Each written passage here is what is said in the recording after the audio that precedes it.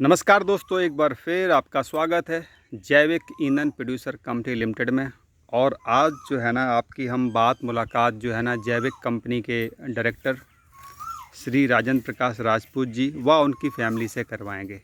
और आज हम समझेंगे कि जैविक ईंधन प्रोड्यूसर कंपनी लिमिटेड बनाने के पीछे हमारा उद्देश्य क्या है और कैसे हम पुराने समय में जैविक तरीके से खेती करते थे या बहुत सारे जैविक तरीके से फ्रूट्स वगैरह के पेड़ लगाते थे, बगीचे हुआ करते थे गांव-गांव में।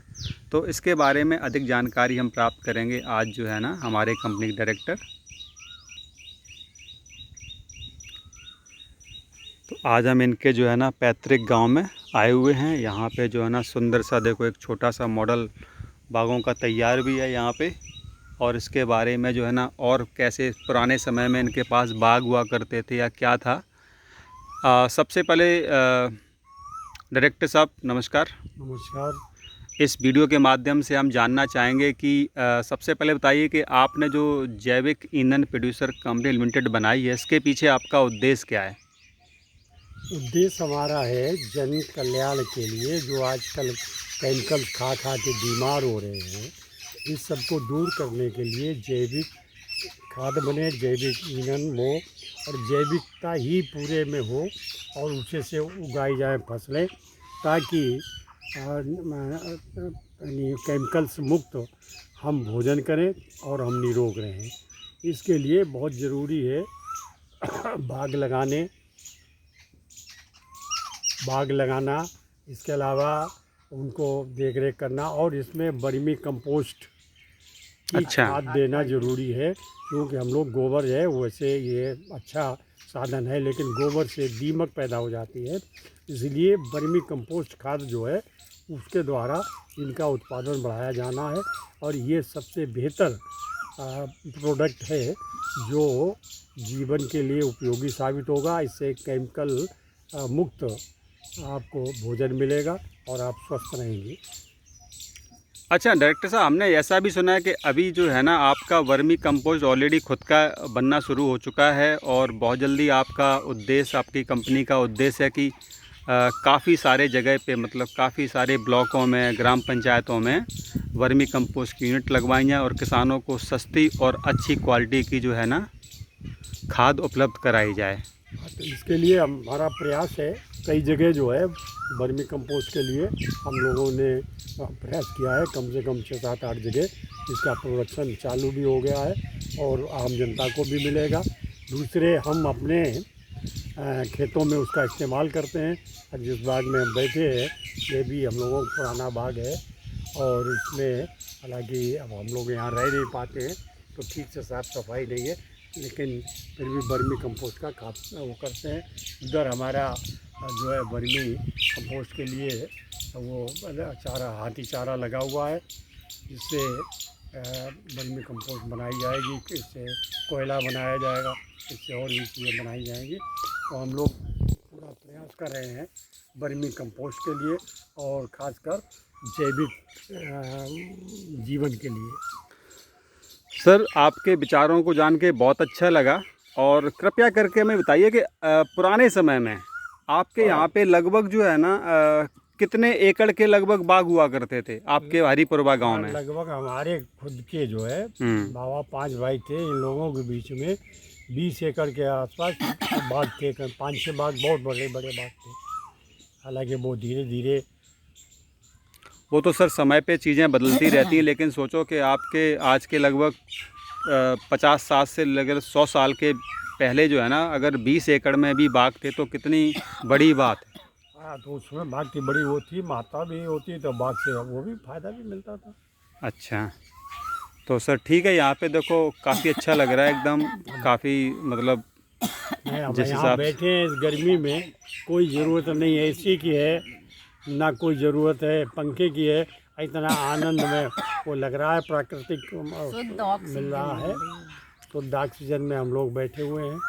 आइए कंपनी की HR मैनेजर अनुपम राजपूत जी से भी बात करते हैं। और देखो जैसा कि आप यहाँ देख सकते हैं, इन्होंने एक मतलब मॉडल भी लगा रखा है कि भैया पेड़ लगाएं, क्योंकि पेड़ों से ही जो है ना वो एक कहावत है कि आज जो भी हमें ऑक्सीजन मिल रही है वो पेड़ किसी ना किसी के द्वारा तो लगाए गए होंगे। तो अगर आज हम पेड़ लगाएंगे तो कल आने वाले भविष्य में भी जो है ना ये जो हम ग्लोबल वार्मिंग फेस कर रहे हैं उससे हमें निजात मिल सकती है। तो अनुपम जी बताइए कि ये जो पेड़ लोग लगाते हैं या नहीं लगाते हैं, तो इसके लिए क्या करना चाहिए लोगों को जिससे कि हर जगह पे पेड़ पेड़ हों, मतलब ये जो ग्लोबल वार्मिंग हो रही है उससे बचा जा सके। तो उसके लिए आप क्या लोगों को रिकमेंड करेंगे? सभी लोगों को पेड़ लगाने चाहिए अधिक मात्रा में, क्योंकि धीरे धीरे पेड़ों की कटाई होके कुछ पेड़ अपने आप नष्ट हो गए हैं। तो उन पेड़ बढ़ेंगे तो उससे ऑक्सीजन अच्छी मिलेगी। हम लोग खाना पे ध्यान देते हैं, अन्य चीज़ों पे ध्यान देते हैं, लेकिन पेड़ में ऑक्सीजन पे पेड़ों पे कोई नहीं ध्यान देता। जबकि एक बार खाना के बगैर आदमी कुछ समय तक रह सकता है, लेकिन ऑक्सीजन के बगैर, हवा के बगैर बिल्कुल भी नहीं रह सकता। इसलिए हम लोगों को पेड़ों पे बहुत ध्यान देना चाहिए। हम लोग इस समय बैठे हुए हैं, एक छोटे से बाग हमारे बाबा जी ने लगाया था, इसमें बहुत डिफरेंट टाइप के पेड़ भी लगे हुए हैं। और हम लोग बैठे इतनी गर्मी के समय में बाग में बैठे हैं, बड़ा मतलब अच्छा फील कर रहे हैं। Thank you. बहुत सुंदर। तो जैसा कि आपने बताया इसमें कि लोगों को पेड़ लगाने चाहिए, तो हमें तो ऐसा लगता है कि जब भी किसी का बच्चे का बर्थडे होता है, सबसे अच्छा तरीका है कि जब भी कोई किसी का बर्थडे मनाता है, जन्मदिन मनाता है, तो उसको जो है ना कहीं एक पेड़ जाके लगाना चाहिए और उसकी पूरी देख रेख करनी चाहिए। तो इससे जो है ना एक सही माहौल भी बना रहेगा और हमें बहुत सारी ऑक्सीजन भी प्राप्त होती रहेगी। तो वैसे पेड़ लगाने का सही समय क्या होता है? बरसात के पहले या फिर कभी भी लगाए जा सकते हैं? बरसात के समय में पेड़ जल्दी अच्छे ग्रो करते हैं, क्योंकि उनको अच्छी सी नमी मिलती रहती है। और बाकी सीजन में कहते हैं सर्दी ज़्यादा पड़ती है तो पेड़ की ग्रोथ थोड़ी कम हो जाती है। गर्मी पड़ती है तो गर्मी की वजह से थोड़ा लगाने पे प्रॉब्लम हो सकती है, सूख भी सकते हैं। तो इसलिए बरसात का मौसम सबसे अच्छा बताया गया है। और अगर पानी की व्यवस्था उचित हो तो हमें लगता है कि लोग कभी भी पेड़ लगा सकते हैं। अगर देख रेख अच्छे से पेड़ की हो तो कभी भी लगा सकते हैं। हाँ, सही समय तो पे पानी दिया जाए, खाद दी जाए उसको, तो कभी भी लगा सकते हैं। तो हम आप सभी लोगों को, जैसे अनुपम जी ने बताया, हम अपने माध्यम से ये बताना चाहते हैं कि जैविक ईंधन प्रोड्यूसर कंपनी लिमिटेड के द्वारा मिलके आप हिंदुस्तान में कहीं पे भी कहीं पे भी अपने ये पेड़ों के लगा के आप हमारे साथ जानकारी लेके ये अच्छे से अपने बाग बगीचे तैयार कर सकते हैं। हम इसके लिए कैसे क्या किया जाता है उसका भी आपको पूर्ण सहयोग प्रदान करेंगे। तो अनुपम जी बहुत बहुत धन्यवाद। अब बात करते हैं